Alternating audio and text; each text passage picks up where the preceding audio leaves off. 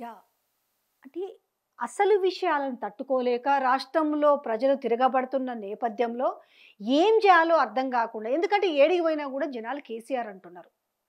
నిత్యం లేస్తే వద్దన్న ఏడ చూసినా కూడా అదేదో సినిమా ఉంటది చూడు. అసలు చెవులలో రక్తాలు గారే విధంగా జనాలందరూ కూడా మళ్ళీ కేసీఆర్‌ని గుర్తు చేసుకుంటున్నారు. పట్టుమని 10 నెలలు కూడా నిలబడలే వీళ్ళ సంబరం. పట్టుమని నాకు తెలిసి 10 రోజులు కూడా నిలబడలే సంబరం. ఏది? కాంగ్రెస్‌లోకి. అందులో ముఖ్యంగా ఇది సీఎం రేవంత్ రెడ్డికనే చెప్పాలి. ఏం చేయాలి ఈ నేపథ్యంలో? ఒక నెలకొకసారో, అవసరమైతే నెలలో 2 సార్లో ఏమనంటే కేసీఆర్‌కి ఆ పెద్దాయనకి ఆరోగ్యం బాలేదు. అస్వస్థతతో ఉన్నాడు. క్రిటికల్ పరిస్థితి. ఇంకా బయటికి రాలేని పక్షంలో ఉన్నాడు. ఇట్లాంటి న్యూస్‌ని సోషల్ మీడియాలో స్ప్రెడ్ చేస్తున్నారు. ఏంది ఇంత దిగజారుడు అవసరమా? ఆరోగ్యంగా ఉన్న మనిషి గురించి ఎందుకు ఆయనేమో ముఖ్యమంత్రి ఏమో ఏమన్నంటే ప్రతిసారి చావులు కోరుకుంటూ ఉంటారు. ఆయన ఆరోగ్యంగా ఉన్నారనేది జీర్ణించుకోలేక ఈ టీం అంతా కలిసి ఆయన టీంని మరి ఎవరు చెప్తారో తెలియదు ఇట్లాంటి దరిద్రమైన వార్తని కానీ ఏమనంటే బీఆర్ఎస్ అధినేత కేసీఆర్కి ఆరోగ్యం బాలేదు, చాలా క్రిటికల్ పొజిషన్లో ఉన్నారనేసి వార్తలు స్ప్రెడ్ చేయి. ఇదేం ఆనందం రా నాయన. అది ఒక చెప్పుకోండి. ఓకే, రేవంత్ రెడ్డికి ఆరోగ్యం బాగలేదు, రేవంత్ రెడ్డి తీవ్ర అస్వస్థతతో ఉన్నాడు అని అదే చెప్పుకోండి. అంటే తట్టుకోలేకపోతున్నారా ఈరోజు?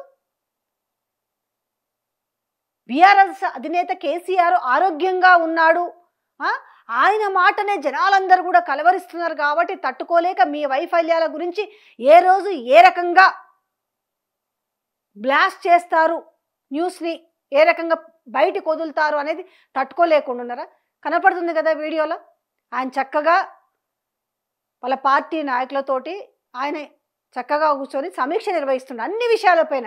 ఈరోజు మెట్రో 15,000 కోట్ల భారాన్ని తీసుకొచ్చి ఈరోజు ప్రజల నెత్తి మీద రుద్దిన విషయాన్ని మొదలు పెడితే యూరియాకు సంబంధించిన విషయం కావచ్చు, ఈరోజు నిరుద్యోగుల విషయం కావచ్చు, మహిళల విషయం కావచ్చు, సంక్షేమ పథకాల విషయంలో కావచ్చు, ఈరోజు తెలంగాణ ప్రజలు ఏ పరిస్థితుల్లో ఉన్నారని కావచ్చు, జూబ్లీ హిల్స్ ఉప ఎన్నికకు సంబంధించిన విషయంలో ఎలా ముందుకు పోవాలి, సో వాళ్ళు ఎంత వేగంగా ఉన్నారని అర్థమవుతుంది కదా. ఆయన ఎంత ఆరోగ్యంగా ఉండి ఆయన ఎంత వేగంగా ఎంత చురుకుగా ఆలోచిస్తున్నారనడానికి ఎలాంటి కన్ఫ్యూజన్ లేకుండా ఈరోజు జూబ్లీ హిల్స్ అభ్యర్థిని బీఆర్ఎస్ పార్టీ ప్రకటించడం అనేది ఇదొక నిదర్శనమే కదా. ఎప్పటికప్పుడు అంటే 2 రోజులు కానీ వరుసగా ఏదైనా 2 రోజులు కనుక ఆ వ్యవసాయ క్షేత్రం నుంచి ఒక ఫోటో, ఆనాటి ముఖ్యమంత్రి ఫోటో బయటికి రాకపోతే అసలు ఏందో జరిగిపోయింది, దీన్ని వేసేసేయాలి జనాల ముందు. కానీ ఒక్కటి గుర్తుపెట్టుకోండి, కేసీఆర్ గారికి ఆరోగ్యం బాలేదు, అస్వస్థతతో ఉన్నాడంటే ఇవాళ మీకు సునకానందం కావచ్చు, కానీ ఈరోజు తెలంగాణ ప్రజలు తల్లడిల్లిపోతారు. ఆయనను అభిమానించే వ్యక్తులు, ఆయన గుండెల్లో పెట్టుకునే వ్యక్తులు ఆయనకు ఆరోగ్యం బాలేదనే విషయాన్ని జీర్ణించుకోలేరు. అది గుర్తుపెట్టుకోవాలి. ఇంతకు లాస్ట్కి ఇంత ఘోరంగా దిగజారుడా? ఇవాళ మేనిఫెస్టోలో ఇచ్చిన అంశాలు ఎప్పుడో గాలి కొదిలేసారు. జనాలు కూడా మర్చిపోయినట్టుగా ఉన్నారు. ఎందుకంటే టైం వచ్చినప్పుడు కర్రు కాల్చి వాత పెడతాము అనేసి. ఇవాళ పీక్కోలేకుండా లాక్కోలేకున్నారు. కనీసం ఇవాళ లోకల్ బాడీ ఎలక్షన్స్ పెట్టే పరిస్థితిలో లేరు. ఇవాళ జూబ్లీ హిల్స్ ఎన్నిక గురించి పదే ప్రతి నిత్యం సర్వేలు చేయించుకుంటున్నా కూడా ఇప్పటికీ బీఆర్ఎస్ ముందంజలోనే ఉంది. ఏం చెయ్యాలి దీన్ని గెలవడానికి? ఎన్ని ఘోరాలైనా చేసి, ఎన్ని అబద్ధాలైనా ఆడి, ఏమైనా చేసి అది గెలవాలని కంకణం కట్టుకొని బుర్రలంతా పాడు చేసుకుని ఉన్న నేపథ్యంలో ఈరోజు చక్కగా ఆయన అక్కడ సమీక్షలు నిర్వహిస్తుంటే, ఈరోజు ఆఖరికి అభ్యర్థిని ప్రకటిస్తే అభ్యర్థితో సహా వెళ్ళి సబితా ఇంద్రారెడ్డి ఆయన కలిసి ఒక పుష్పగుచ్చం ఇచ్చి మర్యాదపూర్వకంగా కలిసి వచ్చారు. అలాగే బీఆర్ఎస్ నేతలు వెళ్ళేసి కూర్చొని సమీక్ష చేసి వచ్చారు. ఆ వీడియో చూస్తున్నారు, ఫోటోలు చూస్తున్నారు. అయినా ఇదేం పోయే మాయరోగం అసలు? ఎదుర్కోవాలి అనంటే ఒక వ్యక్తి కీర్తి ప్రతిష్టల్ని మర్చిపోయేలా చేయాలంటే దానికి వేరే పనులు ఉంటాయేమో. ఇంకా అంతకంటే మంచి పనులు చేసి, ఇంకా అంతకంటే ప్రజల్లో స్థానం సంపాదించి, ఇంకా అంతకంటే వాళ్ళ గుండెల్లో ఉండే పనులు చేయాలి. కానీ ఎంతసేపు చీప్ పాలిటిక్స్ అంటారు. మరి ఇవి రేవంత్ రెడ్డి దృష్టికి వస్తలేవా?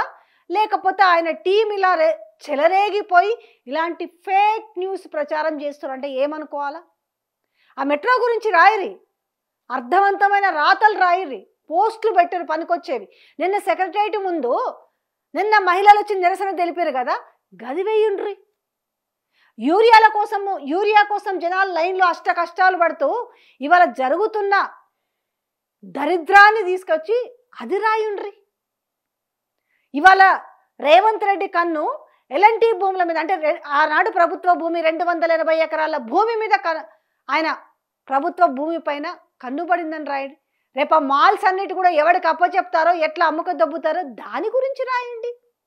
బాగున్నోళ్ళ ఆరోగ్యం గురించి ఎంతసేపు మీరు ఏడ్చేస్తారు? పోతారా నాయన, ఏడ్చి ఏడ్చి మీరే పోతారు. ఎదుటోడి చెడు కోరుకోవాలంటే మనకేమవుతుంది, నేచర్ సరైన గిఫ్ట్ ఇస్తుంటుంది, అది గుర్తుపెట్టుకోండి. పొద్దున్న లేస్తే ఏడుపు రాగాలు తప్ప ఎందుకు ఈ విధంగా మాట్లాడాల్సి వస్తుంది అంటే, బాగా ఉన్న వ్యక్తిని ఎందుకు ఇంత ఫేక్ న్యూస్?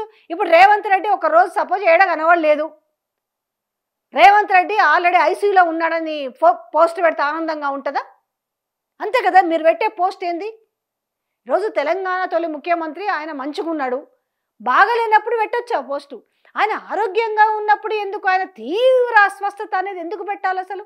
మరి ఇదే పోస్టు తీసుకొచ్చేసి ఇదే రేవంత్ రెడ్డి పైన పెడితే, రేవంత్ రెడ్డి తీవ్ర అస్వస్థతతో ఉన్నాడు, ఐసీలో ఉన్నాడని పోస్టు పెడితే ఏం చేస్తారు? అప్పుడు కేసులు పెడతారు కదా. ఎందుకు ఆరోగ్యంగా ఉన్న ఏ బేస్ తోటి మాట్లాడారు? మీ దగ్గర ఏం ప్రూఫ్ ఉందని మాట్లాడతారు కదా. సేమ్ ఇక్కడ కూడా అదే వర్తిస్తుంది కదా. అరే కొంచెమన్నా సిగ్గుండాలి అంటారు జనాలు, అంటారు, నేనన్న మాట కాదు. కొంచెమన్నా మనిషికి ఇది ఉండాలి. ఒక వార్తని పెట్టేటప్పుడు, పెట్టిన విధవ ఎవడైనా కావచ్చు, ఇలాంటి న్యూస్ని స్ప్రెడ్ చేస్తున్నప్పుడు